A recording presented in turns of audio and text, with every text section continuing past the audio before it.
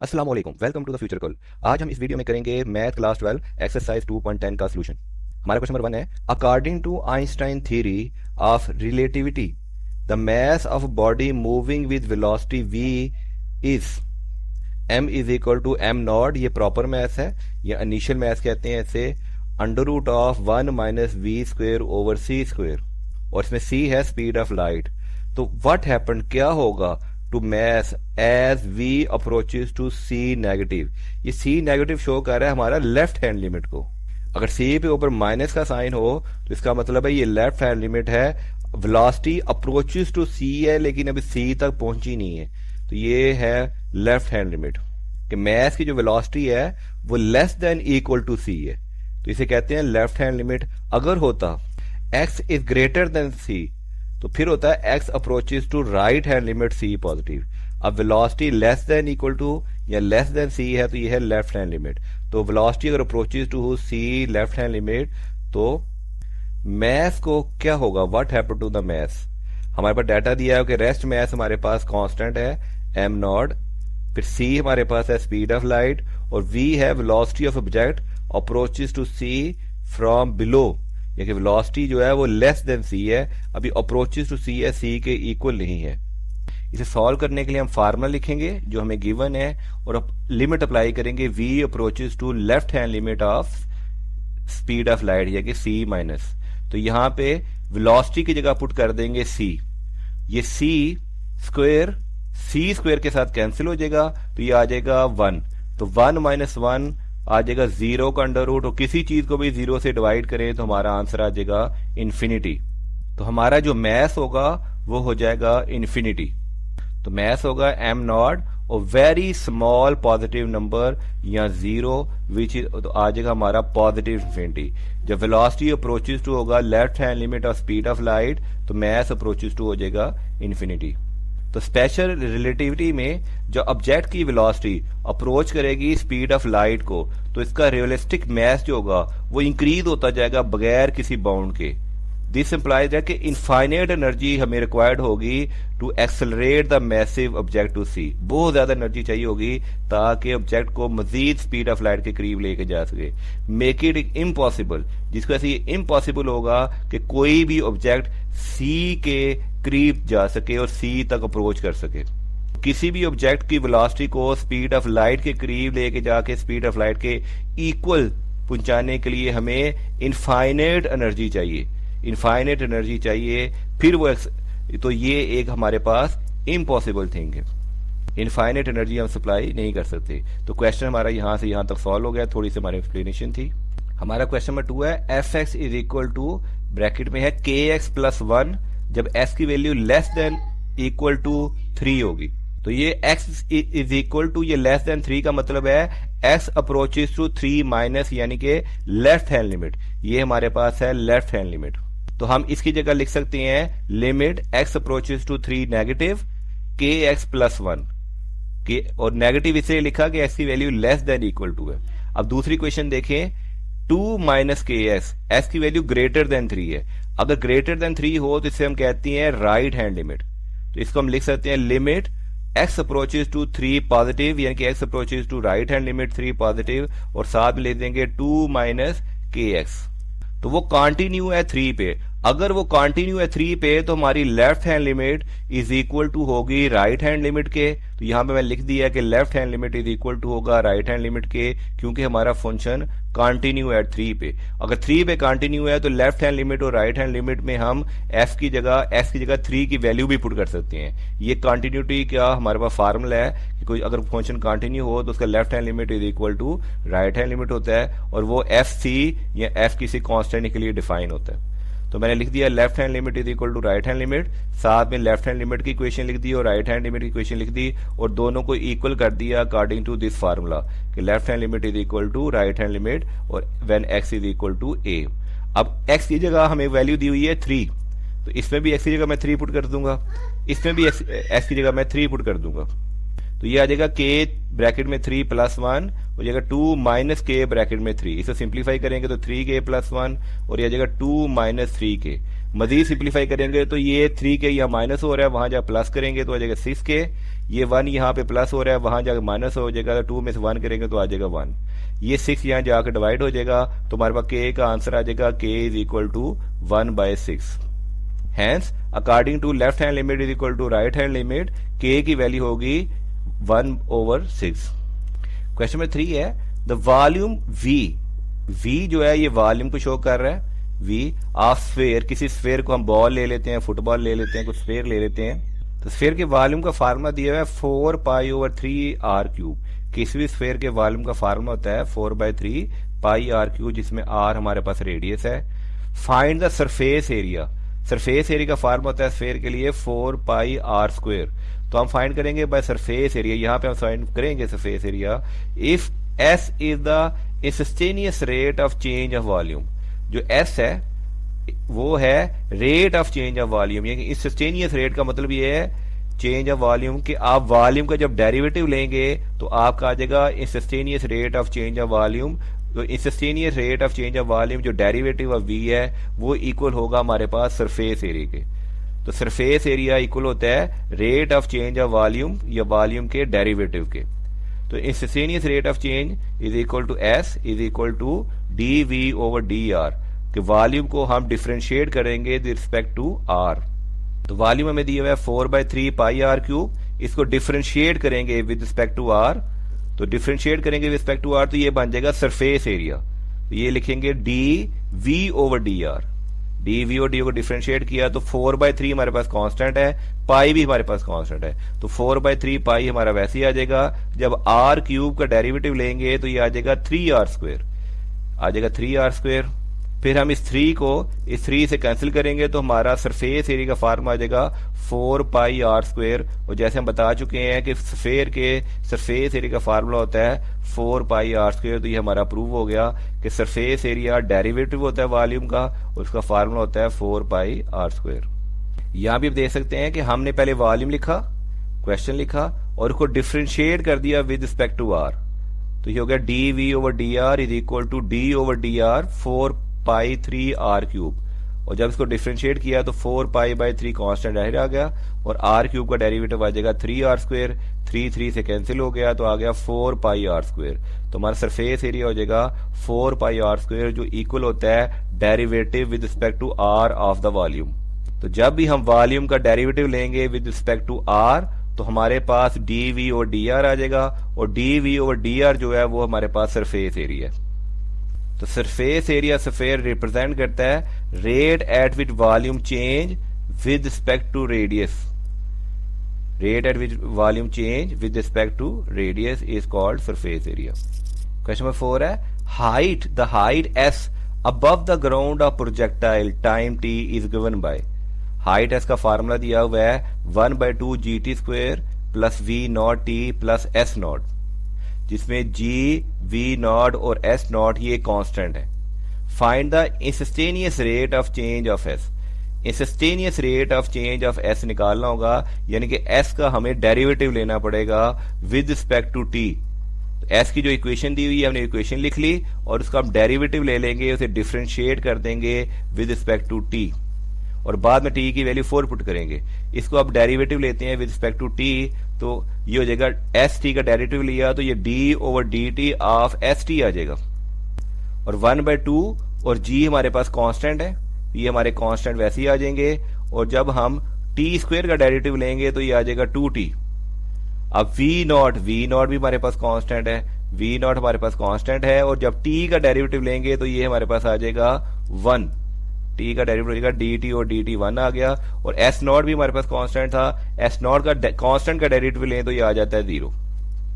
अब हम इसे पुट कर देंगे t की वैल्यू 4 के हमें दिया हुआ t की वैल्यू 4 पुट कर दिया, तो यहाँ पे 2 से कैंसिल हो गया, और इस t की जगह हमने पुट कर दिया 4, तो ये हो जाएगा g4 या 4g, और यहाँ पे t था ही नहीं, v0 वैसे ही आ जाएगा। तो rate of change of s with respect to time, इसका आंसर हो जाएगा 4g प्लस v0, ये हमारे पास होगा instantaneous rate of change of s। यहां भी आप देख सकते हैं हमने पहले इक्वेशन लिखी, इक्वेशन थी 1/2 gt प्लस v0t प्लस 0, और उसको डिफरेंशिएट किया with respect to t, differentiate किया तो ये हो गया d S over D T, और डी ओवर डी टी आगे वैल्यू लिख दी। और इसका जब हम डेरिवेटिव लेंगे तो 1/2g कांस्टेंट है तो t का आ जाएगा 2t, और 2 से कैंसिल होकर आंसर आएगा gt प्लस वी नॉट। जब डिफ्रेंशिएट करेंगे एस टी को तो आ जाएगा g t plus v naught, और फिर t की वैल्यू 4 पुट कर देंगे। इस डेरिवेटिव में हमने t की वैल्यू 4 कर दी तो t की जगह 4 आ गया, तो ये आ गया 4g, और v नॉट वैसे ही आ गया प्लस वी नॉट।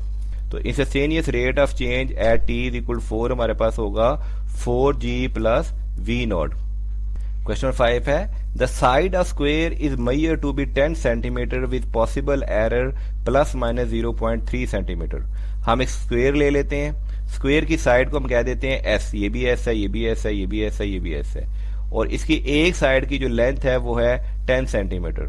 तो 10 सेंटीमीटर इसका लेंथ है, और इसमें जो पॉसिबल एरर है वो जिसे कह सकते हैं डेल्टा एस, या पॉसिबल एरर को हम डी एस भी कह सकते हैं, वो है प्लस माइनस 0.3 सेंटीमीटर। फिर कह रहे हैं use differential to find the approximation to maximum error in the area, यानी कि डेरिवेटिव लें और maximum error in the area find करें। Find the approximate relative error and approximate error, उसके बाद अप्रोक्सीमेट रिलेटिव एरर भी फाइंड करें और अप्रोक्सीमेट एरर भी फाइंड करें। हमें मालूम है कि एरिया का फार्मूला होता है स्क्वायर के लिए S square, side into side या लेंथ इंटू लाइन। इसको डिफरेंशिएट कर देंगे विद रिस्पेक्ट टू एस, तो हमारा वेरिएबल एस है तो डिफरेंशिएट कर देंगे विद रिस्पेक्ट टू एस, तो ये हो जाएगा D over D S of A, और जब 2s का हम डेरिवेटिव लेंगे, एस स्क्वायर का डेरिवेटिव लेंगे तो 2 बाहर आ जाएगा, तो ये आ जाएगा 2s। तो एस स्क्वायर का डेरिवेटिव लिया तो ये 2s आ गया। अब एब्सोल्यूट अनसर्टेनिटी निकालते हैं, ये ds यहाँ पे डिवाइड हो रहा था और ds यहाँ पे जाके मल्टीप्लाई हो जाएगा, तो da हो जाएगा 2s मल्टीप्लाई बाई ds। अब हम इसमें वैल्यू पुट करेंगे 2 वैसे ही, और s की वैल्यू में दी गई थी 10 सेंटीमीटर, और पॉसिबल एरर जो था वो डेल्टा एस या डी एस वो था 0.3 साइड में, तो प्लस माइनस 0.3 कर दिया हमने यहाँ पे। इसको मल्टीप्लाई कर देंगे तो आंसर आ जाएगा प्लस माइनस 6 सेंटीमीटर। तो हमारा absolute error, absolute relative error जो होगा वो होगा, हमारे पास एब्सोल्यूट एरर तो आ जाएगा प्लस माइनस 6 सेंटीमीटर। अब निकालेंगे रिलेटिव एरर। रिलेटिव एरर निकालने के लिए पहले हमने एरिया निकाल लिया है, एरिया होगा एस स्क्वायर यानी कि 10 का स्क्वायर आ जाएगा 100 सेंटीमीटर स्क्वायर, और रिलेटिव एरर के लिए हम निकालते हैं डेल्टा ए ओवर ए, यानी कि एब्सोल्यूट एरर जो हमने निकाला है डेल्टा ए, डी ए और डेल्टा ए ओवर ए, और डेल्टा ए या डी ए की वैल्यू हम निकाल चुके हैं प्लस माइनस 6 सेंटीमीटर इसकी एब्सोल्यूट वैल्यू, और एरिया हमारे पास निकला है 100 सेंटीमीटर। इसको हम डिवाइड कर देंगे, इसलिए इसे कहते हैं रिलेटिव एरर।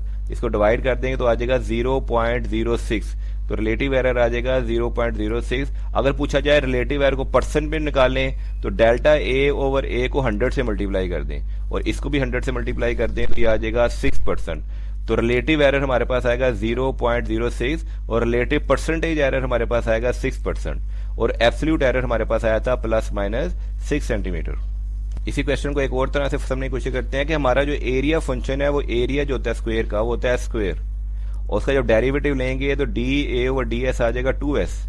अब निकालेंगे एब्सोल्यूट एरर जिसे कहते हैं डेल्टा ए, तो डेल्टा ए हो जाएगा D A over D S, और इसको मल्टीप्लाई कर देंगे डी एस से, तो D A over D S हमारे पास आया 2s, और इसको मल्टीप्लाई कर दिया हमने ds से, तो डेल्टा ए हमारे पास आ गया D A differential of A 2s dot ds।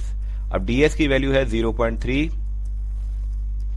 ds की वैल्यू में दी है प्लस माइनस 0.3, तो ds की जगह हम पुट कर देंगे प्लस माइनस 0.3, ये 2 हमारा वैसे ही आ जाएगा, और साइड हमें दी गई है यहाँ पे 10 सेंटीमीटर, तो साइड की जगह 10 सेंटीमीटर पुट कर देंगे तो डिफरेंशियल ऑफ एरिया ये आ जाएगा प्लस माइनस 0.6 एब्सोल्यूट वैल्यू, तो इसे कह सकते हैं 6 centimetre square.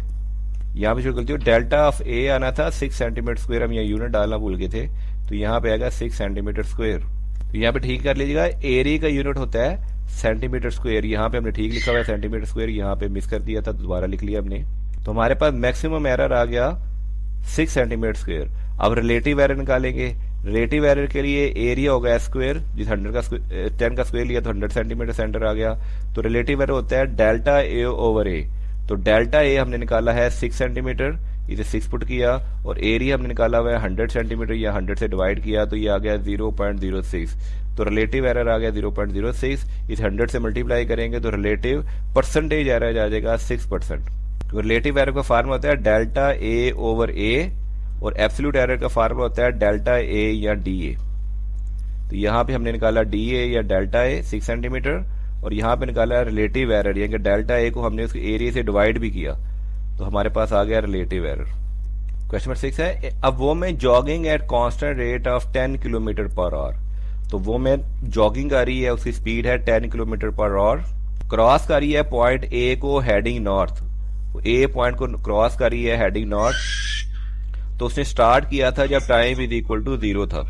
10 minutes later man jogging at constant rate of 9 kilometre per our. अब 10 मिनट लेटर, यानी कि 10 मिनट का मतलब है 1.6 आवर लेटर, 10 मिनट लेटर एक आदमी ने उन्हें क्रॉस किया, और आदमी की स्पीड थी 9 kilometre per hour towards heading east, towards east. How fast is the difference between the jogger changing 20 minute after the man cross A. दोनों जॉगर्स के दरमियान कितना फासला होगा 20 मिनट बाद। जब औरत को आदमी ने क्रॉस किया है, उसके 20 मिनट बाद, लेट्स सपोज औरत नॉर्थ की तरफ जा रही थी, वो वाई था, आदमी एक्स की तरफ जा रही थी टुवर्ड्स ईस्ट, ये एक्स था। तो जब 20 मिनट्स के बाद जो जेड फासला है, जिसको हम यहाँ पे डी के इक्वल ले लेते हैं, तो 20 मिनट बाद इस एक्स और वाई के दरमियान कितना डिस्टेंस होगा।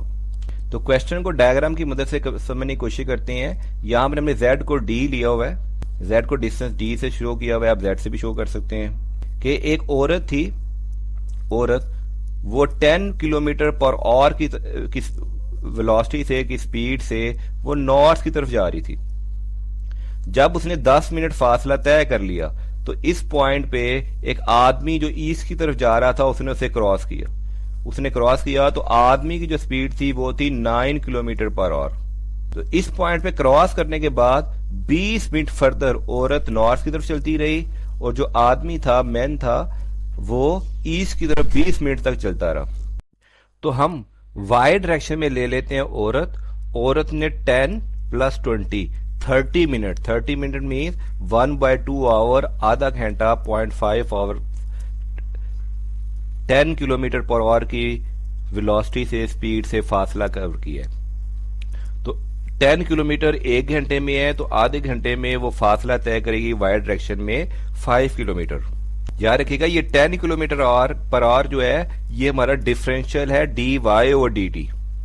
D y over D t है 10 किलोमीटर पर आवर, 1 घंटे में 10 किलोमीटर फासला तय करी है, तो आधा घंटे में वो औरत 5 किलोमीटर फासला तय करेगी। तो इसकी मैं राइट ट्रायंगल बना देता हूं कि औरत ने वाई डायरेक्शन में 5 किलोमीटर फासला तय किया।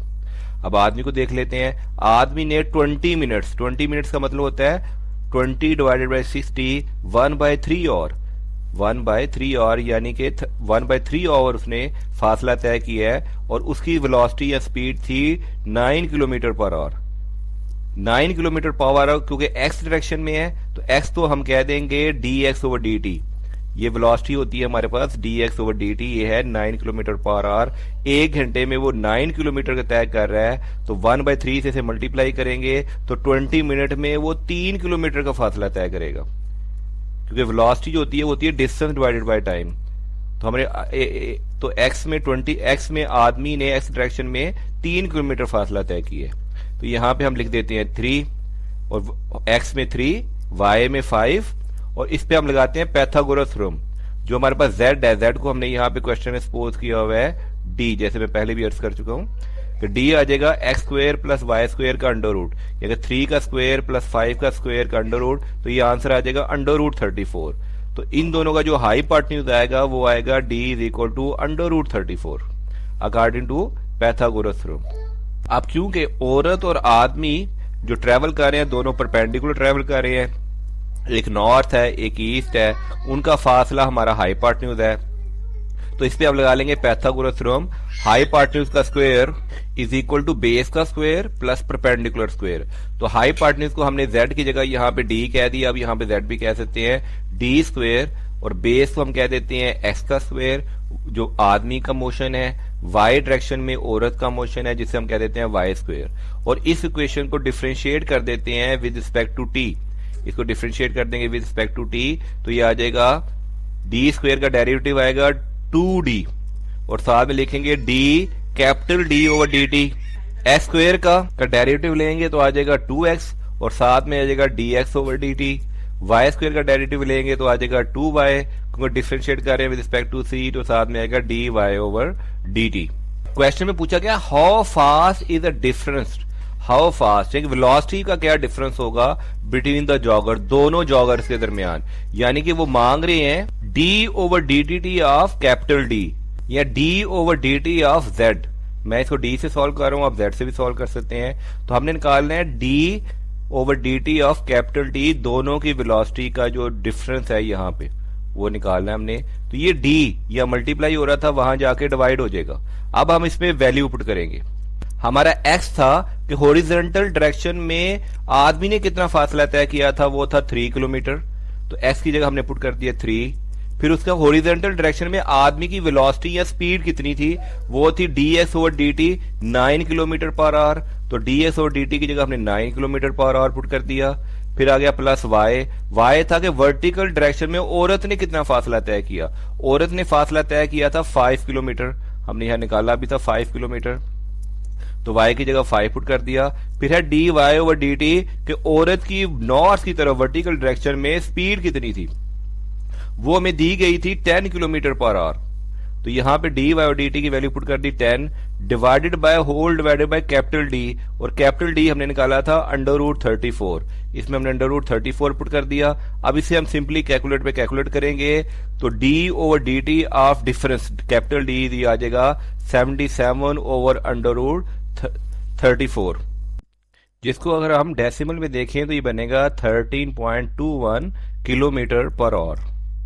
हमारा क्वेश्चन नंबर 7 है अ plate in the shape of an equilateral triangle, एक इक्विलेटरल ट्राइंगल की शेप की हमारे पास एक प्लेट है, is expanding with time t, time के साथ वो एक्सपेंड हो रही है। At the side increase at the constant rate of 2 centimetre per our. अगर उसकी साइड को हम s लें और साइड s में दी गई आगे 8 सेंटीमीटर, तो वो ds और dt जो रेट कांस्टेंट रेट के साथ वो एक्सपेंड हो रही है, जिसका साइज इंक्रीज हो रहा है, वो है 2 सेंटीमीटर पर आवर। अगर ये 8 थी तो 1 आवर के बाद 2 सेंटीमीटर एक्सपेंड हो जाएगी, तो ये साइड एक्सपेंड होके हो जाएगी 10। तो इनिशियल साइड थी 8, तो वो एक्सपेंड हो रही है ds over dt, expansion rate उसका इंक्रीजिंग रेट है 2 सेंटीमीटर पर आवर, और ये तमाम साइड से साइड एक्सपेंड हो रही है, तो वो आ रहा है 2 सेंटीमीटर पर आवर। तो at what rate area increasing, अब इस ट्राइंगल का एरिया किस रेट पे इंक्रीज हो रहा है। एरिया इंक्रीज होने का मतलब है, वो पूछा है कि वो कह रहे हैं dA over dt।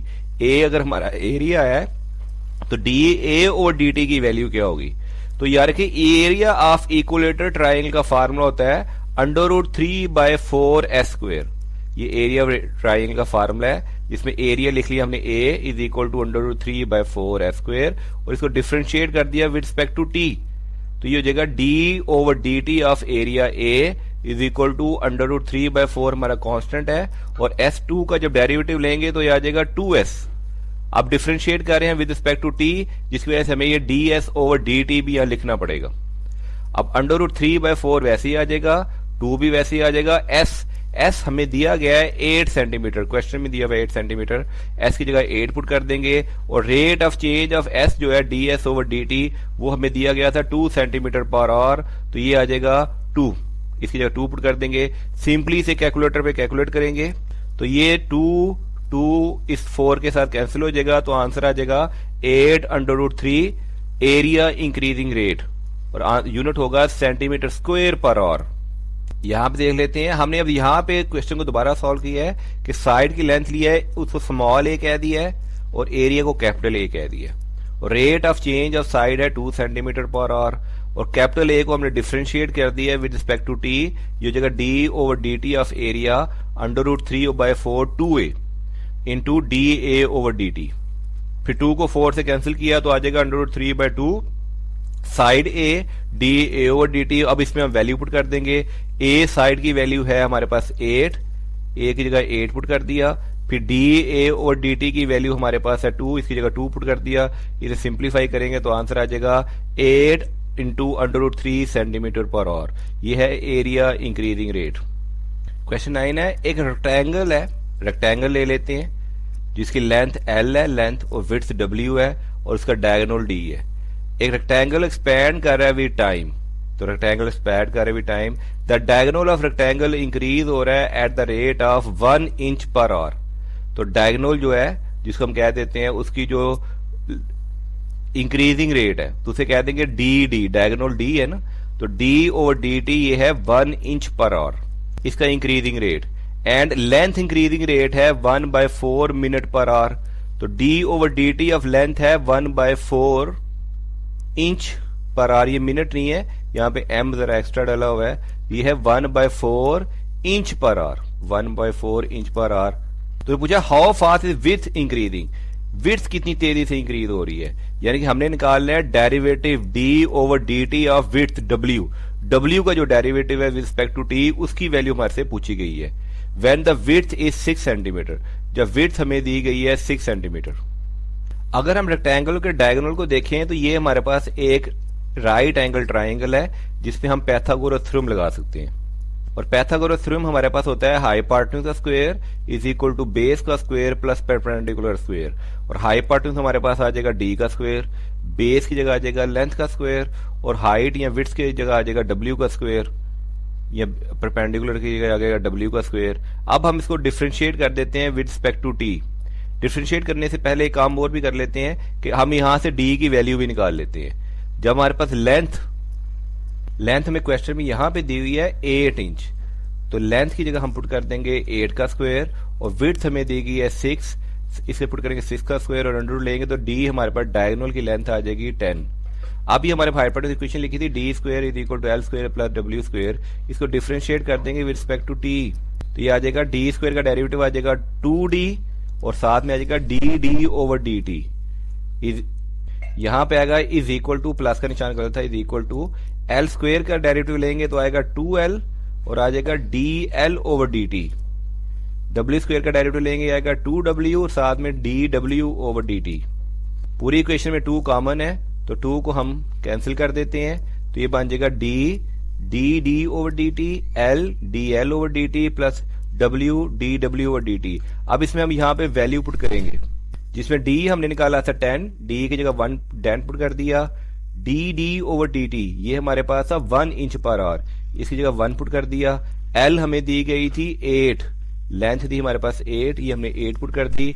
D L over D T rate of change of length हमें दिया गया था 1/4 इंच पर आवर, तो यहां पे लिख दिया 1/4, और विड्थ हमें दी गई थी 6, और साथ में डी डब्ल्यू ओवर डी टी हमने निकालना था, इसको हम सिंप्लीफाई करते हैं तो 4 1 द 4 4 2 द 8, यहां पे 2 आ जाएगा, तो ये 2 उधर जाके माइनस हो जाएगा तो 10 - 2, फिर 6 डी डब्ल्यू डी टी से मल्टीप्लाई हो रहा था, वहां जाकर डिवाइड हो जाएगा, इसको हम सिंप्लीफाई करेंगे तो आ जाएगा 8/6, मजीद सिंप्लीफाई करेंगे तो हमारा आंसर आ जाएगा 4/3 इंच पर आवर, ये है rate of change of width with respect to time, तो ये हमारा आंसर आ जाएगा 4/3 inch per hour.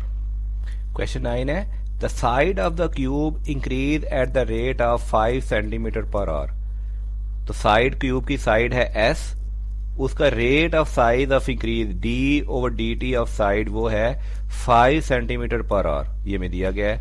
Eight what rate diagonal of the cube increase, तो डायगोनल उसका किस रेट से इंक्रीज होगा, यार देखें डायगोनल का फार्मूला होता है D is equal to √3s, √3s, तो इसका हमने उन्हें पूछा है कि D of diagonal over D T की वैल्यू क्या होगी, D of diagonal over D T की वैल्यू क्या होगी, तो हम सिंपल इसको डिफरेंशिएट कर देते हैं विद रिस्पेक्ट टू टी। हमने इस इक्वेशन को डिफरेंशिएट कर दिया विद रिस्पेक्ट टू टी, तो ये आ जाएगा D D over D T, √3 वैसे ही कैंसिल, और मल्टीप्लाई हो जाएगा D S over D T, और D S over D T की वैल्यू में दी गई है 5 सेंटीमीटर, इसमें हम D S over D T की वैल्यू पुट कर देते हैं 5 सेंटीमीटर, तो हमारा आंसर आ जाएगा डी डी और डी टी का 5/3 सेंटीमीटर पर आवर, तो इस रेट से उसका डायगोनल इंक्रीज होगा। हमें साइड का रेट दिया हुआ था D S over D T, space diagonal का हमें पूछा गया था जो था जिसका फार्मूला होता है √3/s, इसको डिफरेंशिएट किया विद रिस्पेक्ट टू टी, ये आ गया √3 D S over D t, D S over D T की हमने वैल्यू पुट की 5 हमें गिवन थी, 5 को √3 से मल्टीप्लाई करेंगे तो हमारा D D over T T आ जाएगा 5/3 centimetre per our. Next question में 10 है, एक पार्टिकल मूव कर रहा है ऑन अ ग्राफ और ग्राफ की इक्वेशन दी गई है y square is equal to x plus 1 और उसका फर्स्ट डेरिवेटिव भी दिया गया है विद रिस्पेक्ट टू टी कि D x over D T ये हमारे पास है 4x प्लस 4। तो what is the d x और डी टी जब एक्स की वैल्यू होगी 8। देखिए डी एक्स और डी टी जब एक्स की वैल्यू 8 होगी तो सिंपल आप यहाँ पे इस एक्स की जगह यहाँ पे 8 पुट कर देंगे। तो यहाँ एक्स की जगह 8 पुट कर दें, 4 वैसे ही, ये 4 वैसे ही, इसको सॉल्व करेंगे तो आपका आंसर आ जाएगा 36 कि D x over D T की value X is equal to 8 पे आंसर आएगा 36। लेकिन ये क्वेश्चन में मिस प्रिंटिंग है, यहाँ पे क्वेश्चन है what is d Y by D T. तो हम क्वेश्चन को थोड़ा सा चेंज कर रहे हैं कि व्हाट इज डी वाई, यहाँ पे हम कर रहे हैं D Y by D T कि D Y by D T, ये देखिए D Y by D T की वैल्यू क्या होगी जब एक्स की वैल्यू 8 हो, क्योंकि D X by D T की वैल्यू हम सिंपल पुट करके हम निकाल चुके हैं, इतना इजी क्वेश्चन नहीं है। ये है d Y by D T और इसमें एक्स की वैल्यू पुट करेंगे 8। तो कर्व की हमें इक्वेशन दी गई है y square is equal to x plus 1, उसका फर्स्ट डेरिवेटिव दिया गया है डी एक्स और डी टी 4x प्लस 8 और एक्स की वैल्यू दी हुई है 8। तो इसको हम डिफरेंशिएट करेंगे इम्प्लीसिट फंक्शन के लिहाज से। इसके लिए पहले y की वैल्यू निकाल लेते हैं। Y square is equal to x plus 8, तो वाई स्क्वायर, तो x की वैल्यू हमें गिवन है 8। इस इक्वेशन में यहाँ पे हम x की वैल्यू यहाँ पे 8 पुट करते हैं, यहाँ पुट किया तो वाई स्क्वायर आ जाएगा 8 प्लस 1 9, तो y की वैल्यू आ जाएगी +3 और -3। और जैसे मैं बता चुका हूँ डी एक्स और डी टी में x की जगह पुट करेंगे 8, तो आपका डी एक्स और d t as is equal to s is equal to 8 का आंसर आ जाएगा 36। यहाँ भी मैं सॉल्व करके आपको बता चुका हूँ। उसके बाद हम इक्वेशन लिखेंगे y square plus is equal to x plus 1 और को डिफरेंशिएट करेंगे इम्प्लीसिट फंक्शन के लिहाज से। वाई स्क्वायर का डेरिवेटिव लेंगे तो आ जाएगा 2y और आ जाएगा d y by d t को, इसको हम डिफरेंशिएट कर रहे हैं विद रिस्पेक्ट टू टी। तो वाई स्क्वायर का डेरिवेटिव लिया तो 2y d Y by D T is equal to x का डेरिवेटिव लिया तो आ जाएगा d x over D T और 1 का डेरिवेटिव आता है 0, 0 लिखने की जरूरत नहीं है। फिर यहाँ पे 2y मल्टीप्लाई हो रहा था तो 2y वहां जाकर डिवाइड हो गया, तो d Y by D T की वैल्यू आ गई 1/2y d x over D T. अब यहाँ पे हम इसको यहाँ पे वैल्यू पुट करेंगे, y की वैल्यू हम पॉजिटिव वाली पुट करते हैं, y इज इक्वल टू +3, तो y की जगह लिखा +3, तो ये आ गया 2 मल्टीप्लाई बाय +3 और डी एक्स और डी टी की वैल्यू हमने निकाल चुके हैं 36, यहाँ पे निकाल चुके हैं, तो 36 डिवाइडेड बाय 6 ये आ जाएगा 6। और जब y की वैल्यू हम -3 पुट करेंगे, अब यहाँ पे y की वैल्यू हमने पुट कर दी -3 और D X by D T की वैल्यू है 36, तो 36 को 2 डिवाइडेड बाई -6 से डिवाइड करेंगे तो आंसर आ जाएगा -6। तो d Y by D t का आंसर आएगा 6 या -6, वो डिपेंड करता है कि उसकी ब्रांच कौन सी है, ग्राफ कौन सी ब्रांच में है। तो यहाँ पे हमने वैल्यू पुट की थी +3 और यहाँ पे हमने वैल्यू पुट की है y की -3 इस इक्वेशन में, तो ये हमारे 2 आंसर आ जाएंगे। नेक्स्ट क्वेश्चन 11 है, एट 8 AM, सुबह के 8 बज रहे हैं 8 AM, हमारे पास शिप है S1, इसको हम कह लेते हैं ship S1 is 20 kilometre due north of S2। ये S2 से 20 किलोमीटर टुवर्ड्स नॉर्थ है S2। तो हम कह लेते हैं कि अगर इस शिप को कोऑर्डिनेट ले लें 0 0, तो इसको हम y डायरेक्शन ले लें तो इसके कोऑर्डिनेट होंगे 0 20, x पे तो 0 ही रहेगा, y पे 20, तो ये 20 किलोमीटर ड्यूअर्ड नॉर्थ हो जाएगी फ्रॉम S2 से 20 किलोमीटर दूर। तो ये हमारा x पॉइंट है, ये हमारा y पॉइंट है, तो ये 0 20 दूर हो जाएगी। Ship S1 sail to south at the rate of 9 kilometre per hour. तो ये नॉर्थ पे थी, ये साउथ की तरफ आ रही है, यानी कि इस शिप की तरफ आ रही है, और इसकी जो स्पीड है वो है 9 किलोमीटर पर आवर। तो स्पीड को हम कह देते हैं ds1 over dt। ds1 over dt हमारे पास है 9 kilometre per our and S2 cell कर रही है टुवर्ड्स वेस्ट, तो ये S2 है, लेट्स सपोज ये टुवर्ड्स वेस्ट जा रही है एट 12 किलोमीटर पर आवर। तो हमारी S2 शिप है, ये 12 किलोमीटर पर आवर की से वेस्ट जा रही है, और इसे हम कह देंगे कि स्पीड का फार्मूला होगा ds2 ओवर dt हमारे पास दिया गया है 12 kilometre per our eight 9:20 AM।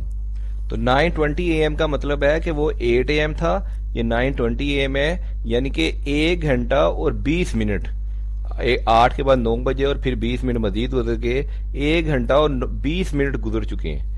1 घंटा 20 मिनट का मतलब है 4/3 और गुजर चुके हैं। तो ये जो शिप थी हमारी S1, ये 20 किलोमीटर पर आवर की स्पीड से आ रही थी।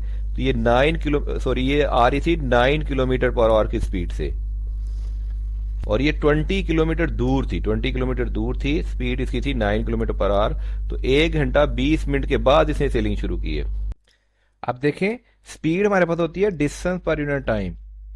अब और डिस्टेंस हो जाएगा स्पीड मल्टीप्लाई बाय टाइम। तो S1 का डिस्टेंस कितना कवर होगा? S1 का स्पीड थी 9 किलोमीटर पर आवर, तो ये आ जाएगा 9 किलोमीटर पर आवर। और 1 घंटा 20 मिनट जिसको हम कहते हैं 4/3 आवर, तो टाइम दिया हुआ है 4/3 आवर। तो 9 को मल्टीप्लाई करेंगे 4/3 आवर, तो ये डिस्टेंस कवर होगा 12 किलोमीटर। तो D1 ने डिस्टेंस इसने कवर किया 12 किलोमीटर बैक साइड पे। तो पहले इसके कोऑर्डिनेट थे 0, 20, और जब ये 12 किलोमीटर फासला तय कर आएगी तो अब इसके कोऑर्डिनेट नए कोऑर्डिनेट हो जाएंगे 0,8, जिसको हम कह देंगे x1 y1 की वैल्यू हो जाएगी 0,8। ये नए कोऑर्डिनेट होंगे। अब यहां देखते हैं शिप नंबर 2 को। शिप नंबर 2 की स्पीड थी 12 किलोमीटर पर आवर, तो ये पुट कर दिया 12 किलोमीटर पर आवर। टाइम वही है 1 घंटा 20 मिनट, 4/3 आवर, 4/3 आवर। तो इसके अभी D2 ने मूव किया होगा 16 किलोमीटर वापस की तरफ, ये होगा -x में इसने मूव किया है 16 किलोमीटर। तो पहले इसके कोऑर्डिनेट हमने लिए थे 0,0, अब इसके कोऑर्डिनेट होंगे -16,0, जो हमारा होगा x2, y2 -16,0। इस तरह हम इन दोनों के डिस्टेंस निकाल चुकेंगे। अब हम डिस्टेंस फार्मूला लगाते हैं। तो हमने निकालना है capital D. Capital D means कि इस शिप और इस शिप के इन कोऑर्डिनेट पे x1 y1 और x2 y2 पे डिस्टेंस कितना था। तो डिस्टेंस फार्मूला होता है x2 - x1 का whole square plus y2 - y1 का होल स्क्वायर। तो x2 हमारे पास है -16, x1 हमारे पास है 0, y2 हमारे पास है 0 और y1 हमारे पास है 8। तो इस माइनस की वजह से -8 आ गया है। तो -16 - 0 का होल स्क्वायर, 0 - 8 का होल स्क्वायर, इसको सॉल्व करेंगे तो हमारे पास आंसर आ जाएगा 8√5। इतने किलोमीटर का फासला इन दोनों के दरमियान होगा। अभी हम ये डिस्टेंस फार्मूला दोबारा लिख लेते हैं और इसका स्क्वायर ले लेंगे तो आ जाएगा D² = x2 - x1 का स्क्वायर प्लस y2 - y1 का स्क्वायर, और इसको डिफरेंशिएट कर देंगे, differentiate with respect to t। अब हम इसको डिफरेंशिएट कर रहे हैं विद रिस्पेक्ट टू टी। हम यहाँ पे आ गए हैं स्लाइड में, यहाँ पे थोड़ा सा यहाँ पे मिसिंग थी अगली दूसरी स्लेट, तो इसको हम कट कर देते हैं। इसको डिफरेंशिएट किया तो ये आ जाएगा D² = 2D, इसका direct D capital D over dt। ये विद रिस्पेक्ट टू कर रहे हैं differentiate with respect to t।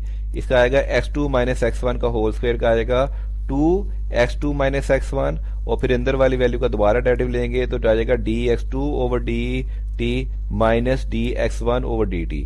अब इसका लेते हैं y2 - y1 के होल स्क्वायर का डेरिवेटिव, तो आ जाएगा 2y2 - y1 और ब्रैकेट में अंदर वाली वैल्यू का दोबारा derivative dy2 over dt minus dy1 over dt। तो ये इसका डेरिवेटिव आ गया।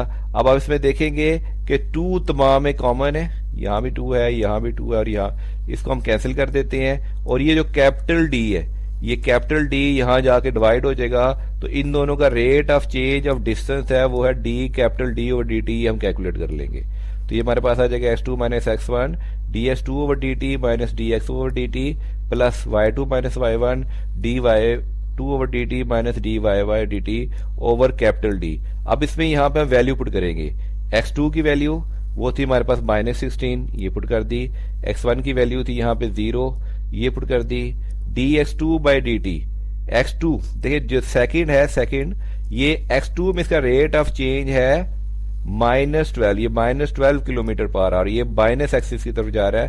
हमने पहले भी बताया था कि ये माइनस एक्सिस की तरफ जा रहा है और एक्स डायरेक्शन में मूव कर रहा है, तो ये होगा -12 kilometre per hour rate of change of x2 by dt। और rate of change of x by dt, और जो हमारा S1 शिप है ये तो एस डायरेक्शन में मूव ही नहीं कर रहा।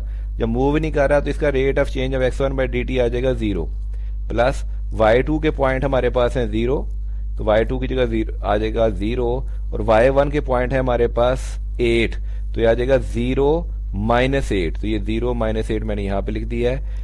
D y two by D T. अब जो देखिए सेकंड है ये हमारे पास डी वाई टू और d t y two, sorry ये था, तो ये तो वाई डायरेक्शन में मूव ही नहीं कर रहा, पहले भी वाई कोऑर्डिनेट इसका जीरो था, अब भी वाई कोऑर्डिनेट जीरो है, तो d y two by D t इसका जीरो आएगा, और d y one by D T ये तो मूव ही वाई डायरेक्शन में कर रहा है लेकिन वापस आ रहा है। अब वापस आ रहा है तो ये 9 की जगह हो जाएगा -9 किलोमीटर पर आवर। तो ये माइनस वाई, देखिए ये नीचे की तरफ का मतलब है कोई चीज नीचे मूव कर रही हो तो इसका मतलब है वो माइनस वाई पे मूव कर रही है, तो ये आ जाएगा -9 किलोमीटर पर आवर। और नीचे हमारे पास कैपिटल डी को हमने यहाँ पे सॉल्व करके निकाला था, कैपिटल डी की वैल्यू थी 8√5, ये हमने यहाँ पुट कर दी। अब हम इसको कैलकुलेट करेंगे।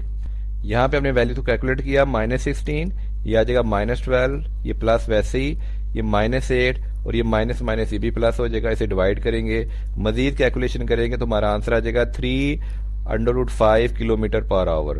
तो दोनों शिप्स के दरमियान जो डिस्टेंस है वो डिस्टेंस चेंज हो रहा है at the rate of 3√5 kilometre per our के लिहाज से। तो ये क्वेश्चन हमारा सॉल्व हो गया।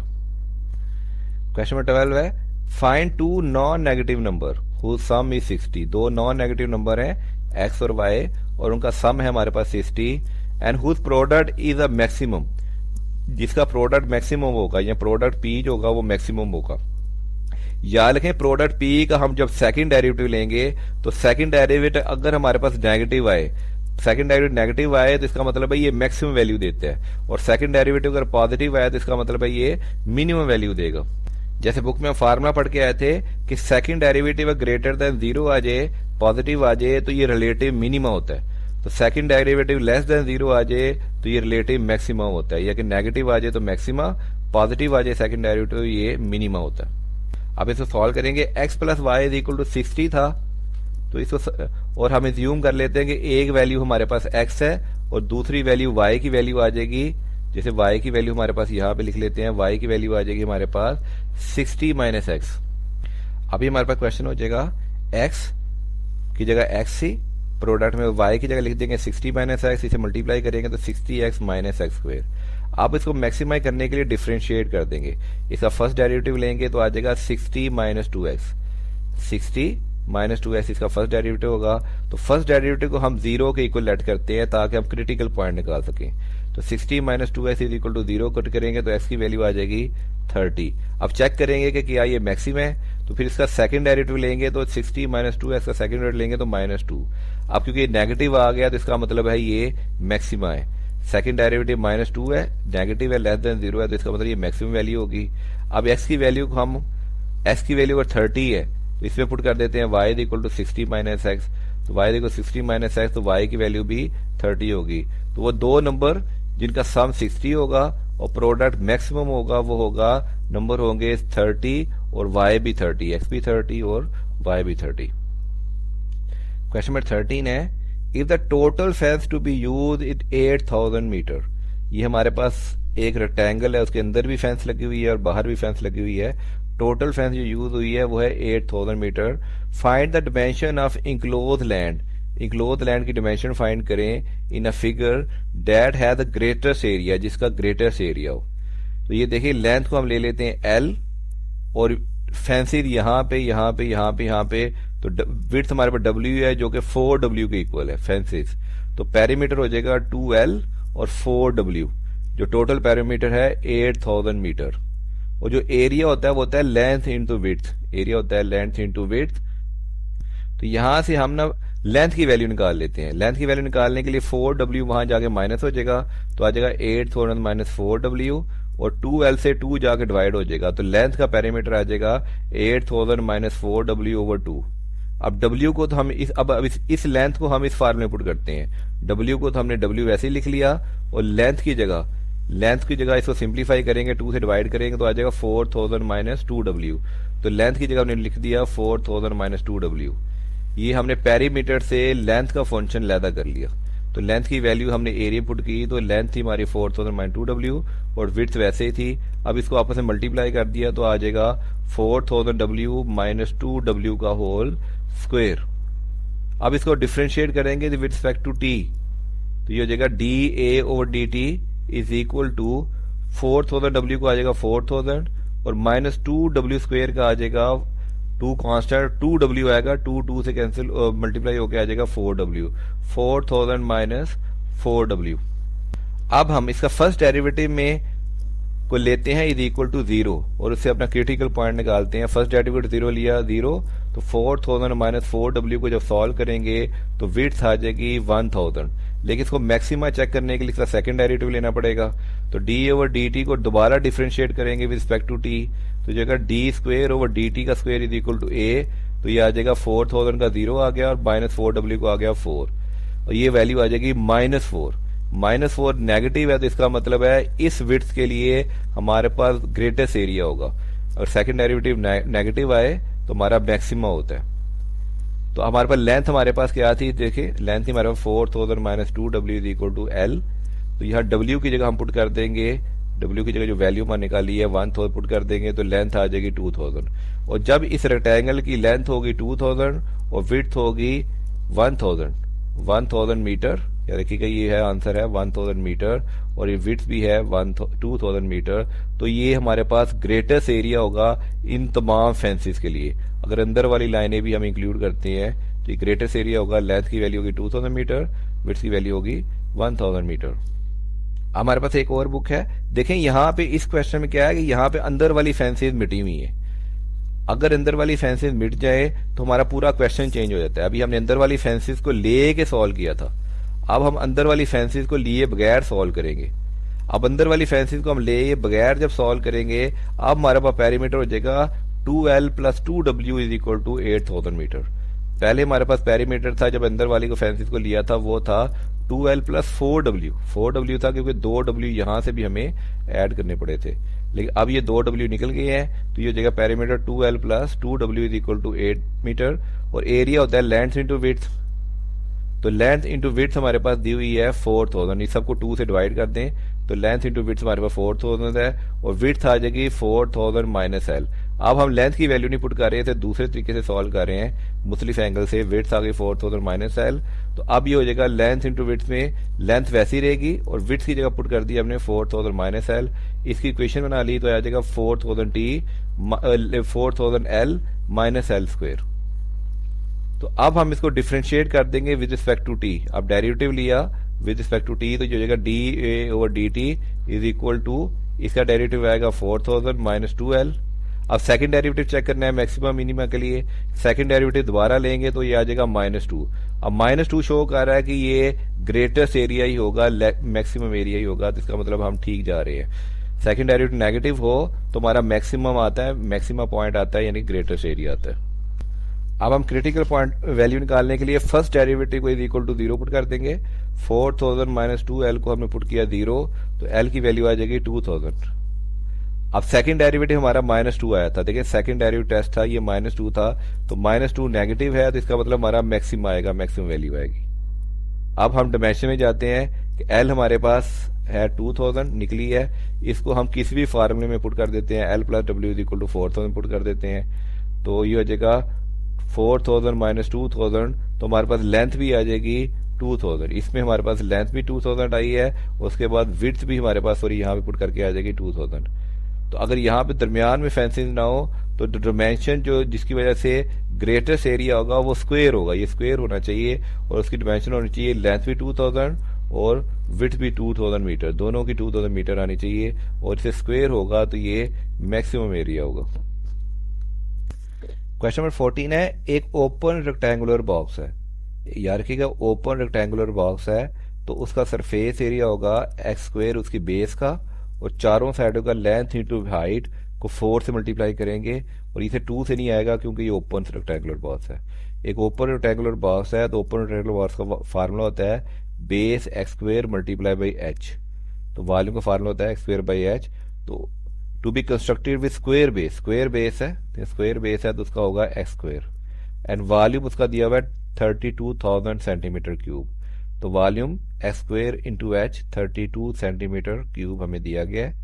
Find the dimension of box, box की डिमेंशन क्या होगी, यानी कि एक्स की वैल्यू क्या होगी, एच की वैल्यू क्या होगी, that required for least amount of material, कि बहुत कम मटेरियल हमारा लगे, बहुत ही कम मटेरियल हो तो उसकी डिमेंशन क्या होगी, तो वॉल्यूम हमारे पास आ गया एक्स स्क्वायर इंटू एच, और सरफेस एरिया आ गया एच स्क्वायर बेस का और चारों साइडों का 4xh, क्योंकि वो ओपन टॉप है। फार्मूला का हाइट होगी 32,000 डिवाइड बाई एक्स स्क्वायर। देखिए इसी को देख लें, ये इसके इक्वल है ना, तो ये एच यहाँ से निकालना है तो एक्स स्क्वायर जाके इस तरह डिवाइड हो जाएगा, एक्स स्क्वायर इससे डिवाइड हो गया तो हाइट आ जाएगी 32,000 एक्स स्क्वायर। तो देन आप सरफेस एरिया पुट करेंगे क्योंकि लीस्ट मटेरियल हमें चाहिए, एस हो जाएगा एस, एस स्क्वायर की जगह आ जाएगा एक्स स्क्वायर, 4x वैसे ही आ जाएंगे, और h की वैल्यू हमने क्या निकाली है 32 ओवर एक्स स्क्वायर, ये 32 ओवर एक्स स्क्वायर हम यहाँ पे पुट कर देंगे। इसको थोड़ा सिंप्लीफाई करते हैं, ये x इसकी पावर के साथ कैंसिल हो जाएगा, तो ये आ जाएगा एक्स स्क्वायर वैसे ही, और ये आ जाएगा 128,000। 32 को जब 4 से मल्टीप्लाई करेंगे तो 128 आ गया 1000 वैसे ही, और नीचे एस, तो ये हमारी इक्वेशन आ जाएगी। ये इक्वेशन आ गई। अब इसको डिफ्रेंशिएट करेंगे with respect to s, s differentiate करेंगे विद रिस्पेक्ट टू एस, तो एक्स स्क्वायर का डेरिवेटिव लिया तो आ जाएगा 2s, और जब 128,000 ओवर एक्स का डेरिवेटिव लेंगे तो आ जाएगा -128,000 डिवाइडेड बाई एक्स स्क्वायर। तो ये हमने फर्स्ट डेरिवेटिव ले लिया। अब वो लीस्ट अमाउंट है, तो लीस्ट अमाउंट के लिए मिनिमा चेक करना है, तो मिनिमा के लिए हम सेकंड डेरिवेटिव लेंगे, 2s का सेकंड डेरिवेटिव लेंगे तो आ जाएगा 2, और इसका दोबारा सेकंड डेरिवेटिव लेंगे तो ये -2 बाहर आएगा, जिसको से ये +2 हो जाएगा, तो -2 128 के साथ मल्टीप्लाई हो जाएगा 256,000 डिवाइडेड बाय एक्स क्यूब। अब ये देखिएगा पूरी की पूरी वैल्यू पॉजिटिव है, तो सेकंड डेरिवेटिव टेस्ट जब हमने किया है तो second derivative D square over D T x square x का जो सेकंड डेरिवेटिव लिया है तो एक पॉजिटिव वैल्यू आई है। जब पॉजिटिव वैल्यू आए ग्रेटर देन 0 आए हमारे पास सेकंड डेरिवेटिव, इसका मतलब है कि हमारी मिनिमम वैल्यू है, ये हमारा मिनिमम है, तो लीस्ट अमाउंट ऑफ मटेरियल इस पे लगेगा, ये हमने चेक कर लिया। अब हम दोबारा चलते हैं, क्रिटिकल पॉइंट निकालने के लिए हम फर्स्ट वैल्यू को इज इक्वल टू 0 पुट करते हैं, फर्स्ट डेरिवेटिव जो होता है इसको इज इक्वल टू 0 पुट करते हैं, तब हमारा क्रिटिकल पॉइंट आता है। तो फर्स्ट डेरिवेटिव लिया, उसको 0 के इक्वल पुट किया, देखें, और इसको 2x, ये वैल्यू यहाँ माइनस हो रही थी, उस तरफ जाके प्लस हो गई, एक्स स्क्वायर यहाँ डिवाइड हो रहा था जाकर मल्टीप्लाई हो गया, 2x क्यूब आ गया, 2 यहाँ मल्टीप्लाई हो रहा था डिवाइड होगा, ये आ गया, फिर हमने क्यूबिक रूट लिया तो s की वैल्यू आ गई हमारे पास 40, s की वैल्यू 40 आ गई। s की वैल्यू 40 हम पुट करेंगे हाइट वाले फॉर्मूले में, और हमारे पास हाइट थी 32,000 ओवर एक्स स्क्वायर, एक्स हम निकाल चुके हैं डिमेंशन के लिए 40, तो जो देगा 32,000 एक्स स्क्वायर की जगह आ जाएगा 40 का स्क्वायर, इसको सिंप्लीफाई करेंगे तो हाइट आ जाएगा 20। तो for least amount of material के लिए हमारी एक्स होनी चाहिए, जो साइड है वो होनी चाहिए 40 सेंटीमीटर बाय 40 सेंटीमीटर बेस, और जो हाइट होनी चाहिए वो होनी चाहिए 20 सेंटीमीटर। बेस होगी 40 सेंटीमीटर बाय 40 सेंटीमीटर बेस आ जाएगी, और हाइट आएगी 20 सेंटीमीटर बाई सेंटीमीटर। तो इसको कंस्ट्रक्शन करने के लिए हमारी लीस्ट अमाउंट ऑफ मटेरियल आएगी। लीस्ट पता चल गया कि सेकंड डेरिवेटिव जब पॉजिटिव आता है तो वो हमारा मिनिमम या लीस्ट अमाउंट होती है। क्वेश्चन 15 है, एक कंपनी है वो डिटरमाइन कर रही है दैट के प्रोडक्शन ऑफ एक्स यूनिट, जो प्रोडक्शन उसकी एक्स यूनिट है of commodity is remove and the cost function are respectively, ठीक है ना, वो है आर एक्स हमारा -3x स्क्वायर प्लस 970x, और जी एक्स है 2x स्क्वायर प्लस 500। तो हमारे पास find the maximum profit, maximum profit किस कंडीशन में होगा, तो मैक्स प्रॉफिट की इक्वेशन होगी आर एक्स माइनस सी एक्स, और आर एक्स था कम्युनिटी रिमूव, आर एक्स वो था -3x स्क्वायर -70x स्क्वायर, और सी एक्स हमारे पास था कॉस्ट फंक्शन, तो कॉस्ट फंक्शन था ये।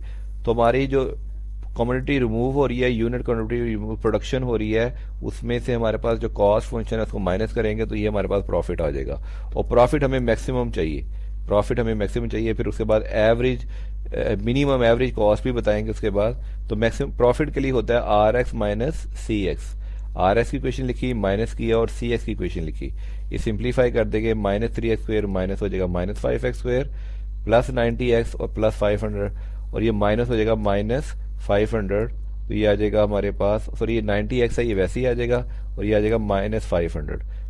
तो ये हमारी इक्वेशन आ गई -500x स्क्वायर प्लस 970x -500। अब इसको डिफ्रेंशिएट कर देंगे विद रिस्पेक्ट टू x, तो प्रॉफिट का डिफ्रेंशिएट किया dp ओवर dx, तो ये आ जाएगा, देखिए 2 बाहर आ गया तो ये आ गया -10x, और यह x का डेरिवेटिव 1 आ गया तो ये आ गया 970। तो फर्स्ट डेरिवेटिव हमारे पास आ गया -10x प्लस 70। अब क्रिटिकल पॉइंट निकालने के लिए फर्स्ट डेरिवेटिव को 0 के इक्वल पुट किया, ये क्रिटिकल पॉइंट आ जाएगा। तो -10x प्लस 970 से सिंप्लीफाई किया तो x की वैल्यू आ जाएगी 97, ये हमारा क्रिटिकल पॉइंट है। अब हमें मैक्सिमम प्रॉफिट चाहिए था, तो इसका सेकंड डेरिवेटिव टेस्ट भी कर लेते हैं। इसका सेकंड डेरिवेटिव लेंगे तो -10x का डेरिवेटिव आएगा -10, -10x का डेरिवेटिव आएगा हमारे पास -10। तो -10 एक नेगेटिव वैल्यू है, -10 एक नेगेटिव वैल्यू है। तो -10 जो नेगेटिव वैल्यू आ रही है सेकंड डेरिवेटिव की, ये शो कर रही है मैक्सिमम प्रॉफिट, कि हमारा मैक्सिमम प्रॉफिट होगा जो हमने निकाल लिया। तो ये हमने प्रॉफिट निकालने के लिए प्रोडक्शन ऑफ यूनिट RX में से माइनस किया था कॉस्ट फंक्शन, उसकी इक्वेशन बनाई, फिर फर्स्ट डेरिवेटिव निकाला, फर्स्ट डेरिवेटिव को 0 के इक्वल पुट किया, उससे हमने क्रिटिकल पॉइंट x निकाला, फिर फर्स्ट डेरिवेटिव से हमने सेकंड डेरिवेटिव निकाला, वो हमारा नेगेटिव आ गया, तो नेगेटिव शो कर रहा है कि हमारी मैक्सिमम प्रॉफिट होगा, तो मांगा भी मैक्सिमम प्रॉफिट दिया गया, मांगा भी यही गया था। आगे चलते हैं। अब मैक्सिमम प्रॉफिट के लिए x की वैल्यू थी 97, इसको अपनी मेन इक्वेशन ये हमारी थी -5x² 970x -500, ये प्रॉफिट की इक्वेशन थी। इसमें x की वैल्यू 97 पुट कर देंगे, s 97 पुट कर दिया, यहाँ पे 97 का स्क्वायर आएगा, तो 97 का स्क्वायर प्लस 970 और s को दोबारा 97 फिर -500। इसको हम कैलकुलेटर पे सॉल्व करेंगे तो मैक्सिमम प्रॉफिट हमारे पास आ जाएगा 46545। अब पार्ट बी में मिनिमम एवरेज कॉस्ट, हमारी एवरेज कॉस्ट मिनिमम होनी चाहिए, तो एवरेज कॉस्ट CX/X होती है। एवरेज कॉस्ट का फार्मूला होता है CX/X, और CX का फंक्शन हमारे पास है 2x² प्लस 500, जो एवरेज कॉस्ट ऑफ फंक्शन है। यहाँ पे देखें एवरेज कॉस्ट ऑफ फंक्शन है, और इसको x से डिवाइड कर देंगे। और अब यहाँ पे तो CX को जब x से डिवाइड करेंगे तो ये एवरेज कॉस्ट आ जाएगी, जिसे अर्थमेटिक मीन भी हम कहते हैं। तो 2x² को x से डिवाइड किया तो 2x आ गया, 500 को x से डिवाइड किया तो 500/x आ गया।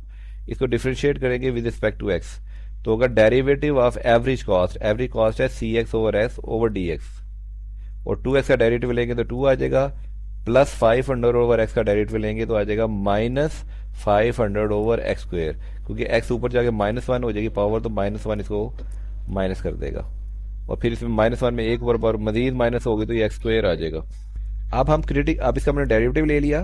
अब क्रिटिकल पॉइंट निकालने के लिए हमारा जो फर्स्ट डेरिवेटिव है इसको 0 पुट करते हैं, तो 0 पुट करेंगे तो ये देखें, इसको सिंप्लीफाई करेंगे तो ये तो जाकर प्लस हो जाएगा, और x² क्रॉस मल्टीप्लाई करेंगे तो ये आ जाएगा x² is equal to 500 divided by 2, ये सिर्फ ले जाएंगे तो हो जाएगा 500/x² इज इक्वल टू 2, ठीक है। फिर हम इसको क्रॉस मल्टीप्लाई कर देंगे, तो x² इधर ले जाएंगे और 2 इधर ले आएंगे, तो x² हो जाएगा 500 डिवाइडेड बाई 2, तो x की वैल्यू आ जाएगी √250। √250 होता है 5/10।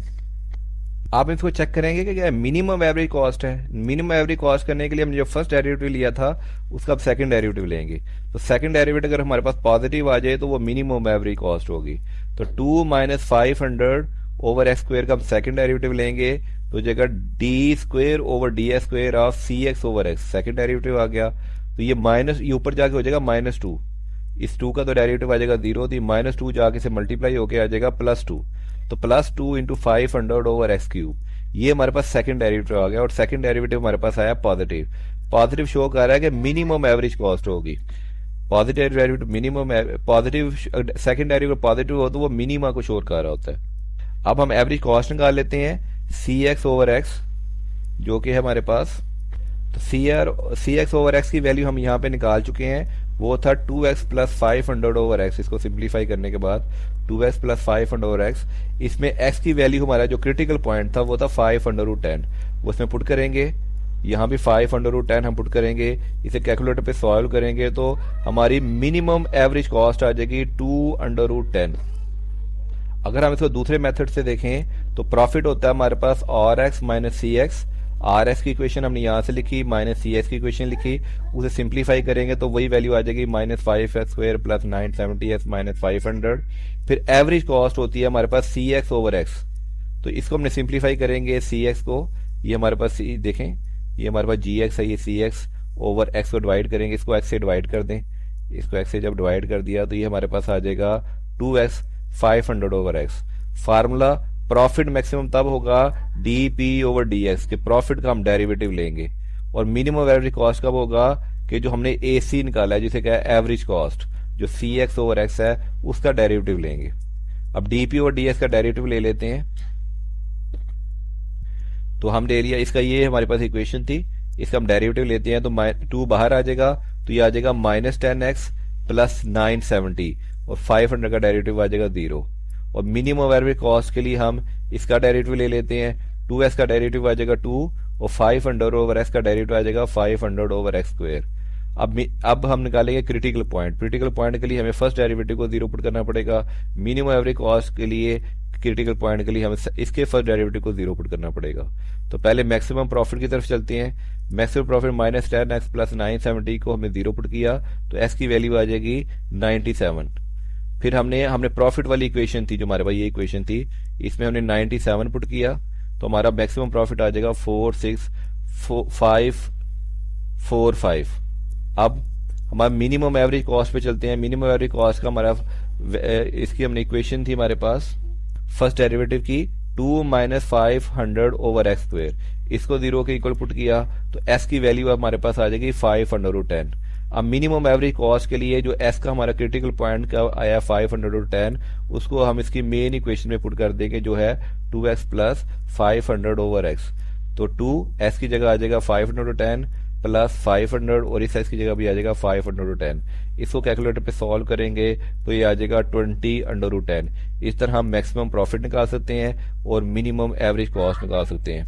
और इनको कंफर्म करने के लिए कि मैक्सिमम प्रॉफिट ही है, मैक्सिमम प्रॉफिट के लिए आप प्रॉफिट की इक्वेशन का सेकंड डेरिवेटिव लें, अगर वो नेगेटिव आता है तो ये मैक्सिमम प्रॉफिट ही है। और कंफर्म करने के लिए मिनिमम एवरेज कॉस्ट ही है, तो मिनिमम एवरेज कॉस्ट के जो फर्स्ट डेरिवेटिव है उसका सेकंड डेरिवेटिव लें, अगर वो पॉजिटिव आता है तो इसका मतलब है ये मिनिमम एवरेज कॉस्ट ही है। अगर सेकंड डेरिवेटिव नेगेटिव हो तो वो होता है हमारा मैक्सिमा, और सेकंड डेरिवेटिव हमारा पॉजिटिव हो तो वो होता है मिनिमा। इस तरह हमारा क्वेश्चन मैनुअली और कंप्यूटराइज दो तरह से सॉल्व हो गया। हमारा क्वेश्चन 16 है, if the inflation rate is continuously compounded 4% per year. जो हमारा इन्फ्लेशन रेट है, महंगाई है, वो हर साल कंपाउंडली इंक्रीज हो रही है 4% per year, and price of community is $50 today. जो कम्युनिटी हम खरीद रहे हैं, कोई चीज खरीद रहे हैं, उसका आज प्राइस है $50 टुडे। तो derive the function for the price of community over time. पहले तो हम इसकी ड्राइव करेंगे फंक्शन, तो डाटा लिख लेते हैं। इनिशियल प्राइस हमारा था $50, तो कम्युनिटी ग्रोथ रेट है हमारे पास 4%। परसेंट को 100 से डिवाइड करेंगे हम, जब परसेंट को 100 से डिवाइड करेंगे तो ये फ्रैक्शनल वैल्यू आ जाएगी 0.04। तो रेट है 0.0 रेट, और फार्मूला हमारे पास होता है P, जो हम फंक्शन कहते हैं P0 e की पावर RT। और इंस्टेंटेनियस रेट के लिए हमें इसका डेरिवेटिव लेना पड़ेगा विद रिस्पेक्ट टू t। तो pt को डेरिवेटिव किया तो dp और dt, ये p0 कांस्टेंट है वैसे ही आ जाएगा। e की पावर rt का डेरिवेटिव लेंगे तो यही आ जाएगा, लेकिन rt का जो दोबारा डेरिवेटिव लेंगे तो r बाहर आ जाएगा। तो इंस्टेंटेनियस रेट आ जाएगा p0 r e की पावर rt, ये इसका हमारा फर्स्ट डेरिवेटिव आ जाएगा। और r हमें दिया गया है 0.04, इस r में हम पुट कर देंगे वैल्यू 0.04t, तो ये हमारे पास फंक्शन की ड्राइव इक्वेशन आ जाएगी। तो ए पार्ट का आंसर होगा pt is equal to 50 e की पावर 0.04t। अब पार्ट बी है कि find the price after 8 years। तो at t is equal to 8 क्या होगा, इसी इक्वेशन में t की जगह हम पुट कर देंगे 8, तो जगह p8 is equal to 50 e 0.04 dot 8, ये मल्टीप्लाई हो रहा है, तो ये 8 को 0.04 से मल्टीप्लाई करेंगे तो ये आ जाएगा 0.32। तो एक्सपोनेंशियल की पावर 0.32 लेंगे कैलकुलेटर पे तो आ जाएगा 1.3771, उसे 50 से मल्टीप्लाई करेंगे तो हमारा आंसर आ जाएगा 60.855। पार्ट सी में है, find the instantaneous rate of price at t is equal to 8 years। Instantaneous rate का मतलब है फर्स्ट डेरिवेटिव। फर्स्ट डेरिवेटिव में हमने t की वैल्यू अब 8 पुट करनी है, तो फर्स्ट डेरिवेटिव में t की वैल्यू 8 पुट करेंगे तो क्या आंसर आएगा, ये था p0 r e की पावर rt। तो p0 r की जगह हमने पुट कर दिया 0.04, e की पावर rt हम यहाँ कैलकुलेट करके आ चुके हैं, तो ये rt की वैल्यू आ जाएगी 0.32। इसको हम कैलकुलेटर पे सॉल्व करेंगे तो 50 0.04 के साथ 2 आ जाएगा, e की पावर 0.32 को कैलकुलेट करके 2 से मल्टीप्लाई करेंगे तो हमारा आंसर आ जाएगा 2.7542। तो जो हमारा इंस्टेंटेनियस रेट ऑफ प्राइस है टी इक्वल टू 8 वो है डॉलर में $2.75 पर ईयर, और बी हमारे पास आया था $68.86, और ए की हमने इक्वेशन यहाँ पे बना ली थी 50 e की पावर 0.04 टी। तो ये क्वेश्चन हमारा सॉल्व हो गया। क्वेश्चन 17 है a company model is operational cost as, एक कंपनी ने मॉडल है उसको ऑपरेशनल कॉस्ट की हमें पूरी इक्वेशन दी गई है, वे टी हमें टाइम दिया हुआ है इन ईयर। तो फाइंड करें rate of change of cost at any time T. तो कॉस्ट का फंक्शन हमें ये दिया गया है, ये देखें 500 e की पावर 0.04 टी माइन 100 टी। तो इसका रेट ऑफ चेंज के लिए हमें इसे डिफरेंशिएट करना पड़ेगा विद रिस्पेक्ट टू टी।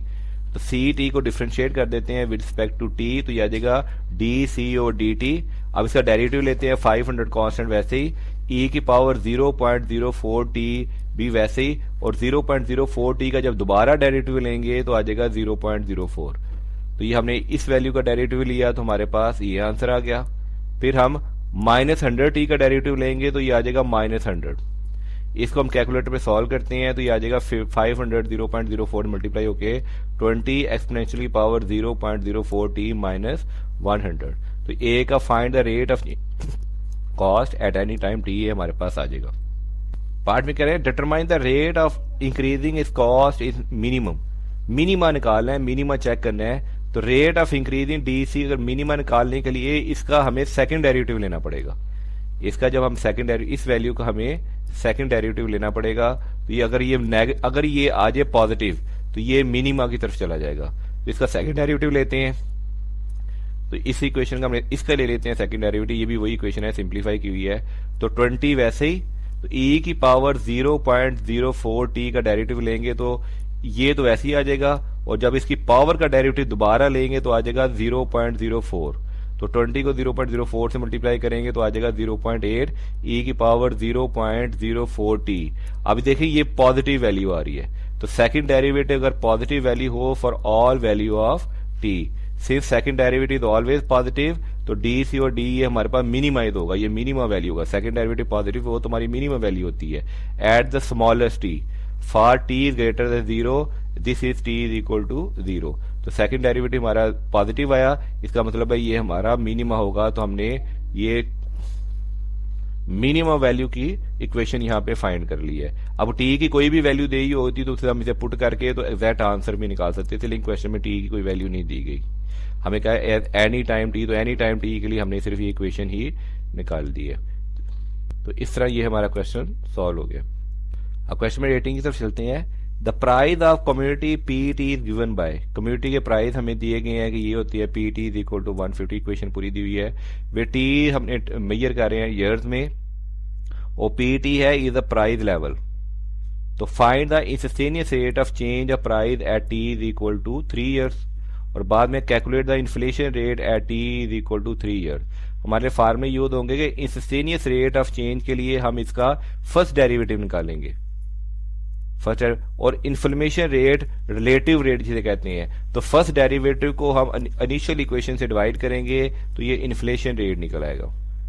फिर 3 सिंप्लीफाई करेंगे इन्फ्लेशन रेट को, और देखें फर्स्ट डेरिवेटिव जो होगा उसको पीटी से डिवाइड करेंगे, तो सिंप्लीफाई करेंगे तो ड्राई फार्मा निकल आएगा। इसको हम सॉल्व करते हैं, फिर देखते हैं। तो पहले हम इस इक्वेशन का फर्स्ट डेरिवेटिव लेंगे with respect to D T. तो ये देखें हमने इक्वेशन डिफरेंशिएट कर देंगे with respect to T. Equation लिखी है हमने जो इक्वेशन में दी हुई है 151 प्लस 0.05 टी का होल स्क्वायर, और चेन रूल अप्लाई किया और उसको डिफरेंशिएट कर दिया विद रिस्पेक्ट टू टी। तो first derivative P dash T आ जाएगा 150 वैसे ही, और ये देखें इसकी पावर बाहर आ जाएगी, तो 2 मल्टीप्लाई बाय यही वैल्यू, और क्योंकि यहाँ पे अब और वैल्यू तो अंदर वाली वैल्यू का डेरिवेटिव दोबारा लेंगे, अंदर वाली वैल्यू का डेरिवेटिव दोबारा लेंगे तो 1 का डेरिवेटिव 0, तो इसका आ जाएगा 0.05। 0.05 को 300 से मल्टीप्लाई करेंगे तो आ जाएगा 15, और अंदर वाली वैल्यू वैसे ही, और तो ये हमारे पास फर्स्ट डेरिवेटिव आ गया 15, ब्रैकेट में वही वैल्यू 1 प्लस 0.05 टी। अब एवेल्युएट करेंगे पार्ट ए में कि टी जब 3 साल था तब इंस्टेंटेनियस रेट कितना था। इंस्टेंटेनियस रेट की हमने इक्वेशन तो फाइंड कर ली, इसका फर्स्ट डेरिवेटिव लेके विद रिस्पेक्ट टू टी। अब 3 साल के लिए कितना था, तो यहाँ पे हम टी की वैल्यू 3 पुट कर देंगे। तो p फर्स्ट डेरिवेटिव 3 पुट किया तो यहाँ पे 0.05, यहाँ पे देखें यहाँ पे 3 पुट हो गया, और इसे कैलकुलेटर पे हम कैलकुलेटर पे सॉल्व करेंगे तो हमारा आंसर आ जाएगा 17.25। तो instantaneous rate of change price जब T3 था वो था 17.25 इन प्राइस यूनिट पर ईयर, क्योंकि प्राइस का कोई यूनिट नहीं दिया हुआ। अगर डॉलर दिया होता तो कह लेते डॉलर पर ईयर, रुपीज दिया होता तो रुपीज पर ईयर, तो यूनिट नहीं दिया हुआ तो हम ऐसे लिख देंगे 17.25 प्राइस यूनिट पर ईयर। पार्ट बी में कैलकुलेट करें inflation rate at T is equal to 3।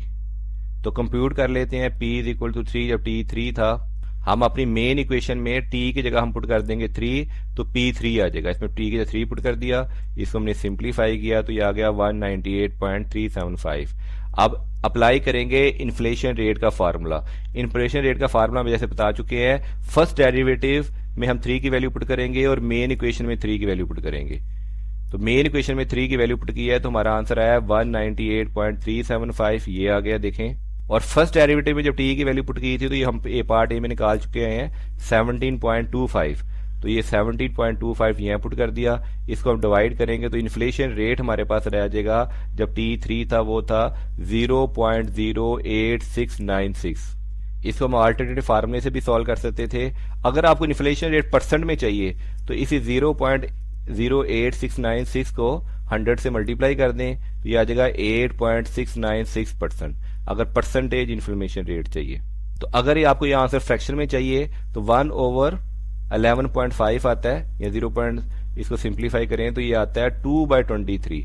इसको फ्रैक्शन में 2/23 कर सकते हैं। तो इन्फ्लेशन रेट T3 पे कितना होगा, वो होगा 0.08696 या 8.696% पर ईयर, अप्रोक्सीमेटली है 8.7 पर ईयर। इस तरह हमने फर्स्ट डेरिवेटिव में 3 और ओरिजिनल वैल्यू में 3 पुट करके हमने इन्फ्लेमेशन रेट निकाल दिया, और इस तरह हमारा क्वेश्चन ये सॉल्व हो गया। क्वेश्चन 19 है, एक शिप सेल कर रही है स्ट्रेट लाइन में और इसका डिस्टेंस dt है नॉटिकल माइल्स में from port is model by, जिसकी इक्वेशन दी है dt is equal to 15t, जिसमें टाइम है हमारे पास आवर्स में। तो फाइंड करें speed of ship, B calculate the distance of 3 hours, और एक्सप्लेन करें the meaning of the slope. तो स्पीड निकाली, जब डिस्टेंस की इक्वेशन दी हो तो उसको डिफरेंशिएट कर दें विद रिस्पेक्ट टू टी, तो ये हमारे पास स्पीड आ जाएगी। तो डिस्टेंस एट टाइम टी, तो डी टी जो हमें दिया हुआ है वो 15t है। तो पार्ट एक तरफ चलते हैं, find the speed of the ship. तो इक्वेशन दी हुई है D T is equal to 15t, इसको डिफरेंशिएट कर देंगे विद रिस्पेक्ट टू टी, तो D with respect to D T 15t का आंसर आ जाएगा 15। तो इसको फर्स्ट डेरिवेटिव लेंगे, इसका फर्स्ट डेरिवेटिव आया 15, तो इसका मतलब इसकी स्पीड है वो है 15 नॉटिकल माइल पर आवर, जिसे हम नॉट्स कहते हैं। तो आंसर ये है 15 नॉटिकल माइल पर आवर या नॉट्स। पार्ट बी था कैलकुलेट डिस्टेंस आफ्टर 3 आवर्स। ये तो बहुत ही आसान क्वेश्चन है। 15t में t की जगह आप 3 पुट कर दें, तो d 15t में t की जगह पुट कर दें तो ये बन जाएगा d, और t की जगह आ जाएगा 3, तो 15 को 3 से मल्टीप्लाई करेंगे तो आ जाएगा 45 नॉटिकल माइल, कि 3 घंटे के बाद उसका फासला होगा 45 nautical mile. Meaning the equation इसमें सिमिलर। और पार्ट सी है explain the meaning of the slope. तो मीनिंग ऑफ द स्लोप है the slope equation dt 15t, जो हमने फर्स्ट डेरिवेटिव लिया था वो आ रहा था 15। ये आप देख सकते हैं फर्स्ट डेरिवेटिव 15 आ रहा था, तो फर्स्ट डेरिवेटिव जो होता है वही स्लोप कहलाता है, फर्स्ट डेरिवेटिव को हम स्लोप कहते हैं।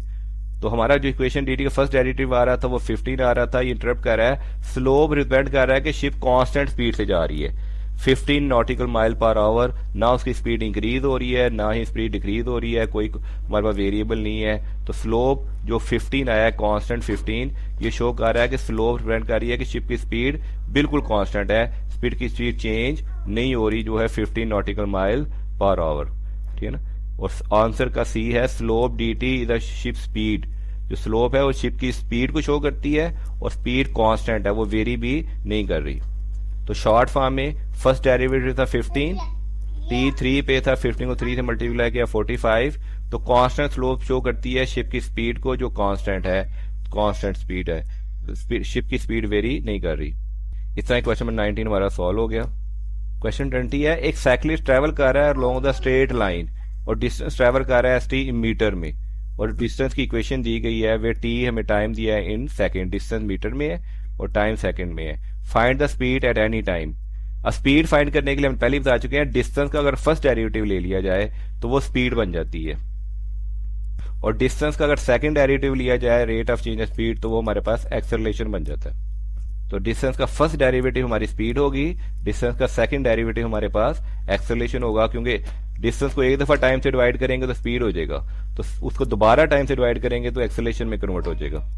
अब पार्ट ए में चलते हैं, इसकी स्पीड निकालते हैं। हमने इक्वेशन लिखी 5t² + 3t और उसका फर्स्ट डेरिवेटिव ले लिया विद रिस्पेक्ट टू t, तो ये आ जाएगा 5 ऐसे ही, इसका 2t आ जाएगा तो ये 10t, 3t का डेरिवेटिव आ जाएगा 3, तो इसका find the speed at any time t की इक्वेशन आ जाएगी 10t + 3 मीटर पर सेकेंड। तो हमारे पास स्पीड का आ जाएगा 10t + 3 मीटर पर सेकेंड। अब है determine the speed at t = 4। अब इसी फर्स्ट डेरिवेटिव में t की जगह वैल्यू पुट कर दें 4, तो t की जगह 4 पुट कर देंगे, यहाँ 10t है तो 10 के साथ t की जगह 4 पुट कर दें, 10 4 40 + 3 43, तो स्पीड एट t = 4 सेकेंड पे आ जाएगा 43 मीटर पर सेकेंड। तो पार्ट सी में कह रहा है interpret the significance of slope in this contents. तो slope of the distance time curve S T at any point, जो स्लोप होती है डिस्टेंस का, जो फर्स्ट डेरिवेटिव होता है वो स्लोप होता है किसी पॉइंट पे, वो आया था हमारा 10t + 3। इंटरप्शन करते हैं, द स्लोप रिप्रेजेंट करता है साइक्लिस्ट की इंस्टेंटेनियस स्पीड।